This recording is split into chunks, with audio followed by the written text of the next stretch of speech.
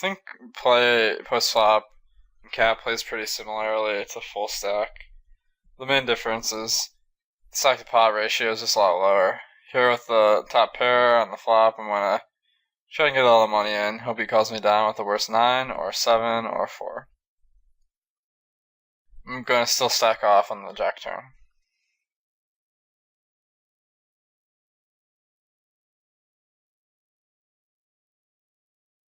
Jesus, seat this guy who's unknown. I would definitely recommend doing that yourself.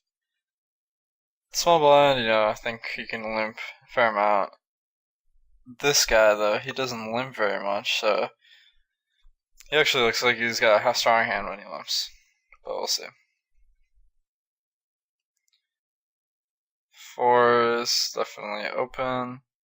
Then any 2 suited cards probably a defend here. It's the min raise. Maybe not any 2, but most of them. I'm not going to do anything fancy on table 6. I'm just going to bet. King high flops are pretty good for your opponent to raise because they're going to be calling with a lot of kings. So you do get bluffed raise there a fair amount, but I don't really want to call. Actually calling would be alright if I really thought he was bluffing a lot.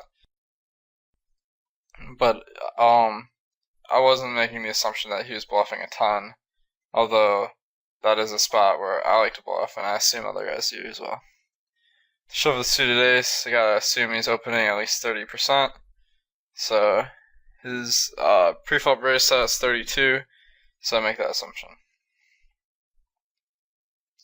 Table 1 looks like a good spot to just stack off, and when he bets, I'm probably gonna raise him because I don't really think he has the best hand all that much, and I don't want to give any free cards when, our hand, there's a lot of cards that can come on the turn that will decrease the relative strength of our hand.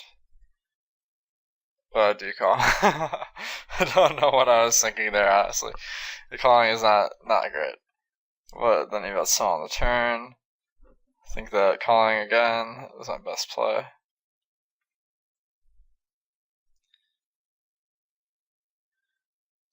And I think he'll slow down the river a decent amount because he's going to have something there a lot of the time, but he doesn't, so fold.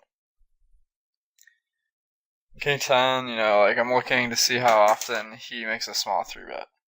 So, I have a set for that. 3-bet small, 3%, 3-bet jam, 5%. So he's going to be the type that 3-bets small with a fairly wide range. So that would be a good thing for King 10. Because if we flop a pair, we're probably good to sack off. But I decided that King 10 doesn't play all that well versus his range. Because obviously when we get the money in, we're not going to be a big favorite. So this table I set at table 1 has a white player. The white tag I have means the table is good enough to play, regardless of who else is sitting then. I think that's a good distinction to make between the fishier types. You want to have a good idea how much you're losing, because that's directly correlated to how much you win.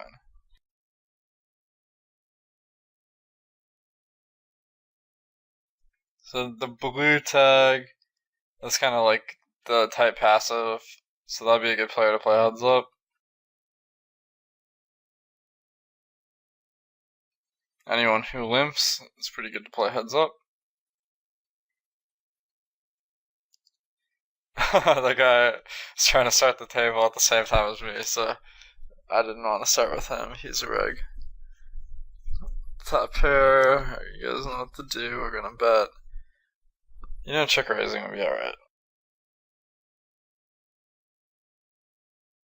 The problem with check raising, though, is if you actually have a good hand, you're kind of telling your opponent you have a good hand. Whereas if you bet, they really don't have as much information about your hand. So you gotta think about, well, are they gonna make more mistakes on the check raise, or are they gonna make more mistakes on a turn barrel?